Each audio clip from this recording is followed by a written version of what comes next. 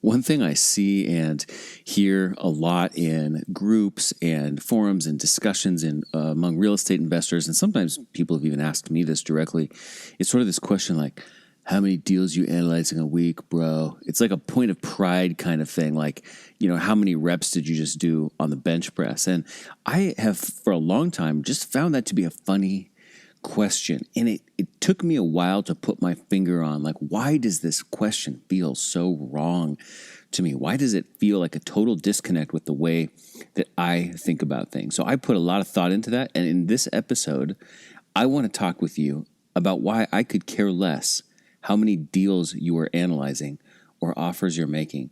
And instead, I want to share with you what I think you should be tracking that does have a much more meaningful correlation with what we're trying to accomplish as thoughtful real estate entrepreneurs. So let's cue up that theme song. We'll jump right in. Welcome to Racking Up Rentals, a show about how regular people, those of us without huge war chests of capital or insider connections, can build lasting wealth acquiring a portfolio of buy and hold real estate. But we don't just go mainstream looking at what's on the market and asking banks for loans, nor are we posting "we buy houses" signs or just looking for, quote, motivated sellers to make lowball offers to. You see, we are people-oriented deal makers. We sit down directly with sellers to work out win-win deals without agents or any other obstacles and buy properties nobody else even knows are for sale. I'm Jeff from the Thoughtful Real Estate Entrepreneur. If you're the kind of real estate investor who wants long-term wealth, not get-rich-quick gimmicks or pictures of yourself holding fat checks on social media, this show is for you. Join me and quietly become the wealthiest person on your block. Now let's go rack up a rental portfolio. Hey, thank you for joining me for another episode of Racking Up Rentals. This is episode 113, which means the secret formula for our show notes page is thoughtfulre.com/E113. Please do us a big favor by hitting the subscribe button in your podcast app. It really helps not only you make sure you don't miss any shows, but it helps other fellow thoughtful real estate entrepreneurs to find this show. Onward with today's episode. So a typical scenario in the real estate investing world, especially as shown in some podcasts and Facebook groups and things like that, kind of plays out like this. Investor says, I'm not having success yet. I can't seem to buy anything. And, consultant, guru, whatever says, well, let me ask you this. How many deals are you analyzing and how many offers are you making? That's the key. If you want to buy more real estate, you need to analyze more deals and make more offers. And I can understand why someone would think that, but I don't think that. In fact, I think kind of the opposite. I really disagree with that. And in this episode, I want to talk about why, because I think that as we talk about why and sort of look at some of the fundamental underlying ideas behind this, it's actually a really important thing for us to be talking about.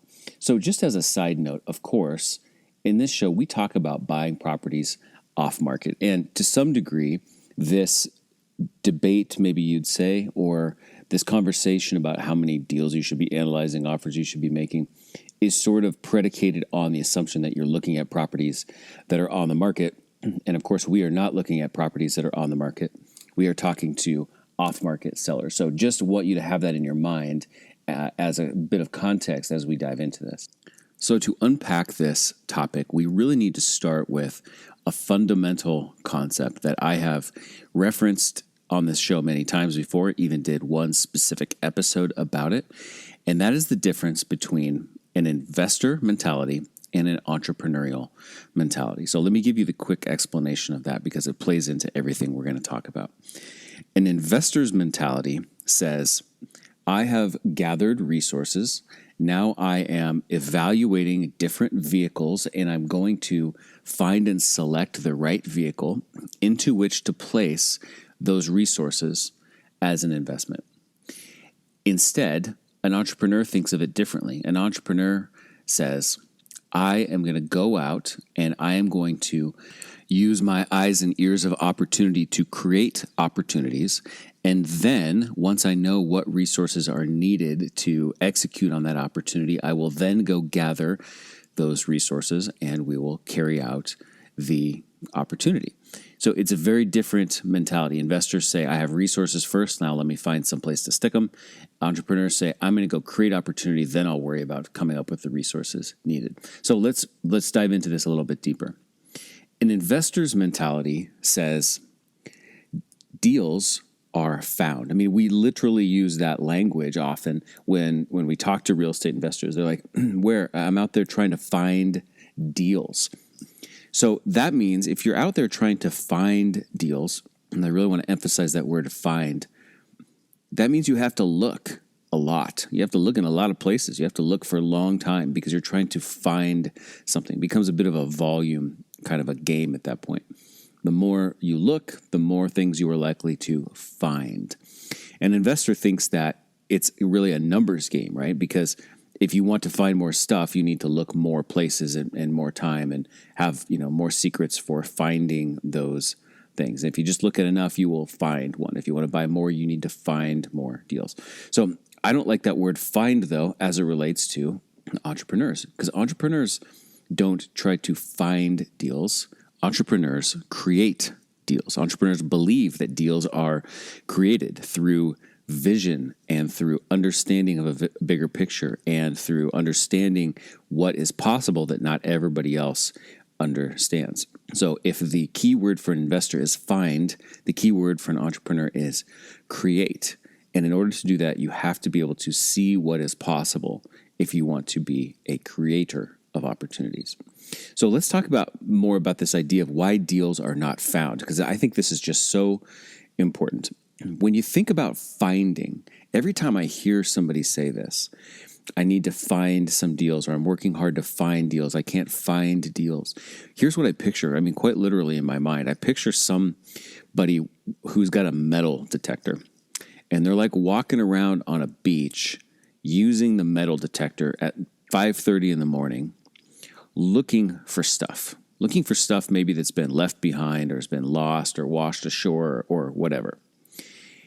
And they're looking for it as if it's right there. It's just not obvious. But if I have better tools to find it, it will be there. So I've got this metal detector and I'm here before everybody else is. And so, the advice would be like, oh, you haven't found any, valuable coins yet? Well, you just need to, it's a numbers game. Look at more beaches. Do it for longer. Get there earlier in the day. Spend more time doing it. But find, the word find implies that we all know and we all agree on what a deal is, and that it's just a matter of locating it before someone else can. It's like a contest to locate it first. So think about the guy with the metal detector, right? We pretty much all universally know what a gold necklace is. If there's a gold necklace sitting in the ground and there are 10 people look at it, everybody's like, yep, that's a gold necklace. But deals are not like that. Deals are not these things that everybody just simply looks at and goes, yep, obviously that's a deal. Like we all see the same thing. No. We don't all see the same thing. And especially as entrepreneurs, we want to see different things. So if your mentality is that you're going to go find deals and you have to find them before other people find them, then you have a base assumption that a deal is easily identifiable and that everybody can identify it. That's your first problem, because a deal is not so easily defined. It's not so universally identifiable. It is not so much that we all agree on exactly what a deal is. Now, an investor can look at a property and not see anything in it. Another investor can look at the property and not see anything in it. But an entrepreneur could look at that property and see different things, because their mentality is more of one of creating opportunity rather than finding, locating, or discovering opportunity. So that investor can look at a property and not see anything, but you invite two entrepreneurs to the table, and not only do they see something, they each see two different things. Here's the second major problem with having a mentality of finding, locating deals. Finding removes any element of the people side of the equation, right? Finding implies, you know what? I'm walking around the world, I'm looking around, and I look down and there's a flyer for a listing sitting on the ground. And the information, which is words and numbers, on this page, this PDF, this printout of this flyer of this listing, that's all I need to know. Finding removes any element of the people side of the equation. Investors, typically, people with an investor mentality, don't see how the people side of things plays into the equation at all. They're thinking in terms of inventory, right? Investors think inventory. If I'm going to make money on this duplex, I have to acquire the inventory of the duplex. If I can acquire that inventory through a wholesale transaction, through an auction, through a foreclosure proceeding, through a bandit sign, through an MLS listing, it doesn't matter as long as I get the inventory. However, entrepreneurs don't think about it like that at all. Entrepreneurs know that the seller themselves plays a huge role in what can be created. Let me just give you a dead simple example. If you were talking to the owner of a piece of property, let's just call it a single family home, that rents for $1,000 a month and you can buy it for $125,000, let's just say. A math person, an investor, can look at that and say, well, it's not quite the 1% rule, but I bet, with this and that, I bet we can probably make this work. But the entrepreneur knows that the key to whether that deal makes sense has everything to do with the seller and how they perceive their situation. If the seller is feeling like they need to defer capital gains as they sell this property, and that's going to open a door for seller financing, that means that the entrepreneur sees a completely different picture of what can be created. The entrepreneur is looking at the zoning, seeing what else is allowable, what else is permissible in this type of zone, looking at other ways to increase income by building an accessory dwelling unit or turning, the duplex into a fourplex or whatever might be possible. But the entrepreneur is looking at this as an opportunity, a canvas upon which they can create, and that the seller themselves is a massive ingredient in what can be created on that canvas.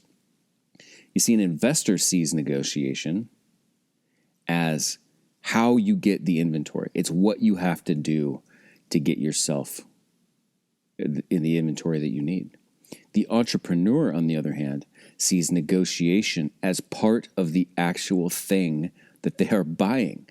Negotiation for the entrepreneur is not just the path. It's not just the highway that leads to the destination of owning the piece of real estate. The negotiation is part of the destination itself, not just a means to getting the sticks and the bricks and the dirt. The entrepreneur sees the negotiation as part of the actual purchase, not just the way to get there. So here is a simple truth to kind of wrap up these last couple points.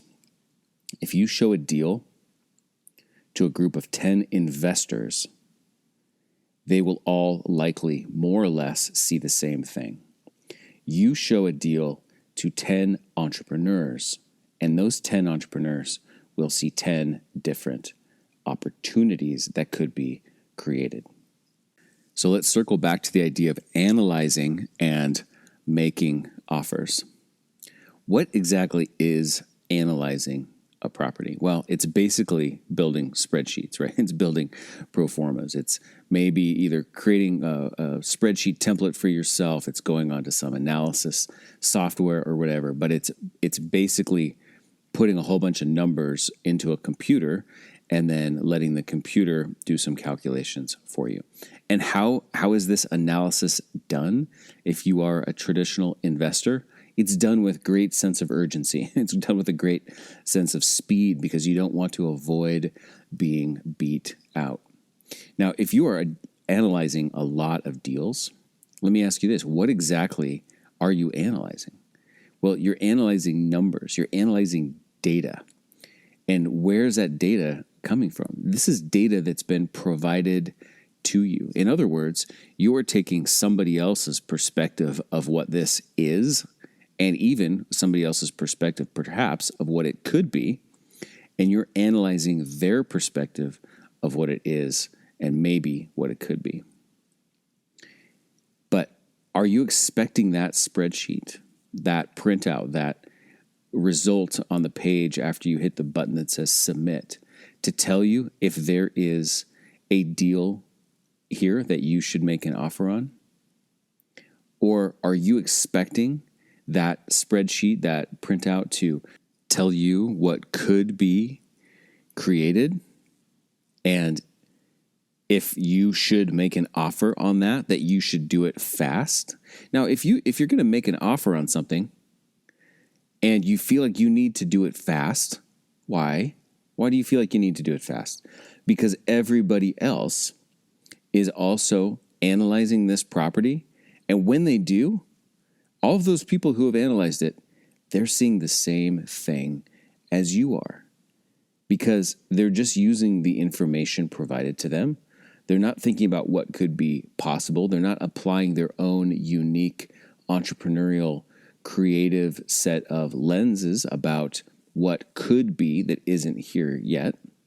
They're just crunching the numbers the same way you are, and you have to beat them to it. If somebody sent me a listing and then they asked me shortly after, like, hey, have you analyzed that deal I sent you yet? My response would be, what is there to analyze? I haven't talked to the people who are involved with this deal yet. I have no idea if there is opportunity here that I could create in this picture. I don't know yet.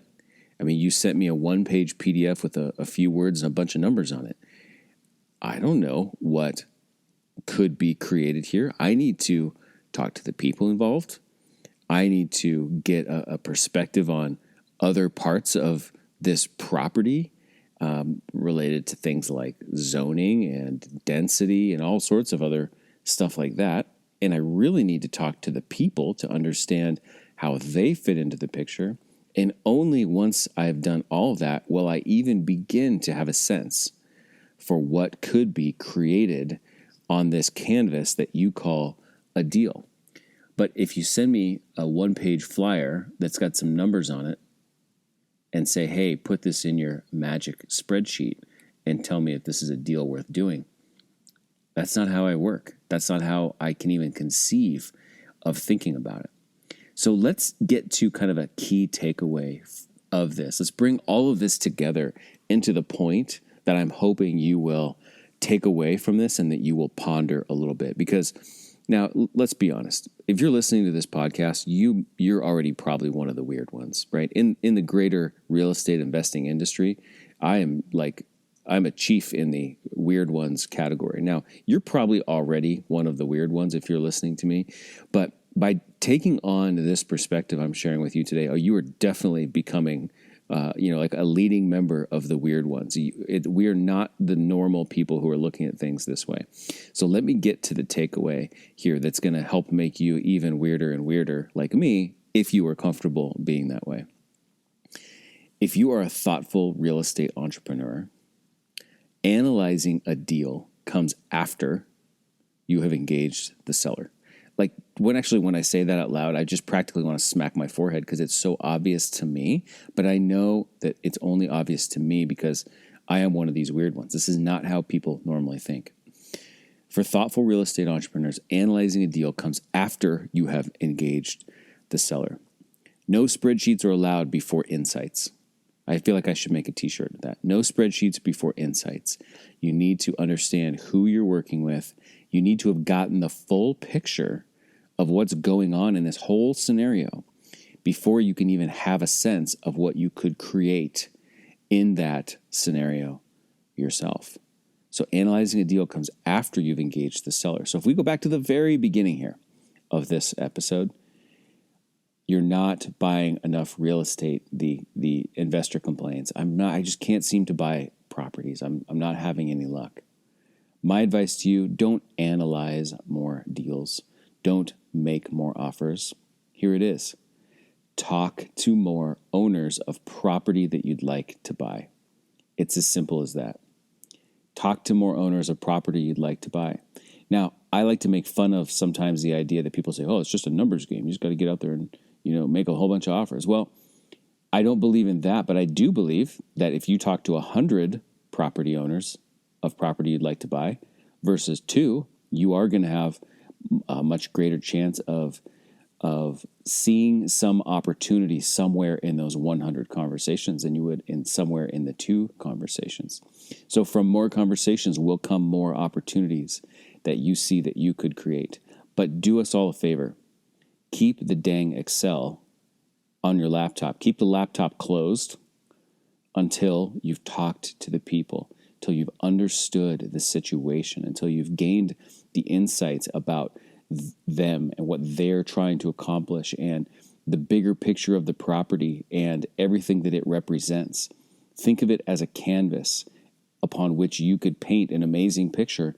The people are part of the ingredients, the property's part of the ingredients, the structure's part of the ingredients, but all of it comes together. What could you create in that picture? Then open up the laptop and analyze, create your spreadsheets that reflect the ideas you have about what could be created.